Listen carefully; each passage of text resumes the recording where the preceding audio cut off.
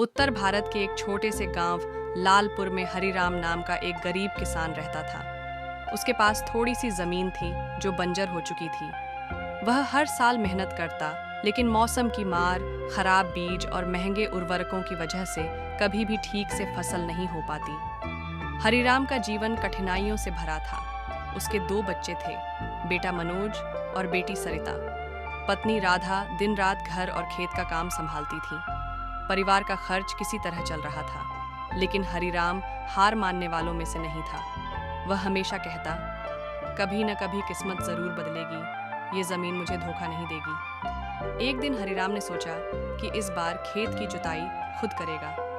वह हल लेकर खेत में उतर गया। गर्मी बहुत थी, लेकिन उसके इरादे ठोस थे। जब वह खेत के कोने की ओर पहुंचा, तो अचानक हल किसी कठोर चीज से टकराया। जोर की आवाज हुई। हरिराम चौंका। उसने हल हटाया और देखा कि जमीन में कोई लोहे जैसी चीज है। वह कुदाल लेकर उसे खोदने लगा। थोड़ी ही देर में एक लोहे की संदूक जैसी चीज बाहर निकली। हरिराम ने जैसे तैसे उसका ताला तोड़ा और ढक्कन खोला तो उसकी आंखें फटी की फटी रह गईं। संदूक में चमचमाते सोने के सिक्के और गहने थे। साथ ही कुछ पुराने कागज और ताम्रपत्र भी थे। हरिराम की तो जैसे सांस ही रुक गई। वह समझ नहीं पा रहा था कि यह सपना है या हकीकत। उसने इधर उधर देखा, कोई नहीं था। जल्दी से संदूक को ढककर वह घर भागा। घर पहुंचते ही उसने राधा को सारी बात बताई। राधा की आंखों में भी आश्चर्य और डर था। उसने कहा, इतना सोना?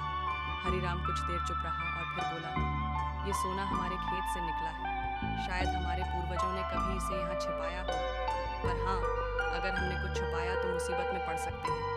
थाने में रिपोर्ट और तहकीकात। अगले दिन सुबह हरिराम ने गांव के सरपंच को बुलाया और सारी बात बताई। अब हरिराम गांव में मशहूर हो गया था। उसकी जमीन को उपजाऊ बनाने के लिए सरकार ने विशेष योजना के तहत मदद दी।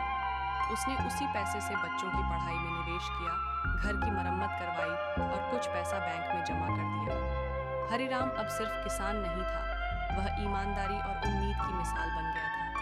गांव के बच्चे उसकी कहानी सुनते और कहते, चाचा, आपके खेत में सोना मिला, हमारी जमीन में क्या है? किसान हरिराम की यह कहानी हमें सिखाती है कि असली सोना जमीन में नहीं, हमारी मेहनत, ईमानदारी और उम्मीदों में छुपा होता है। जब इंसान नेक दिल और मेहनती हो, तो किस्मत खुद उसका साथ देती है।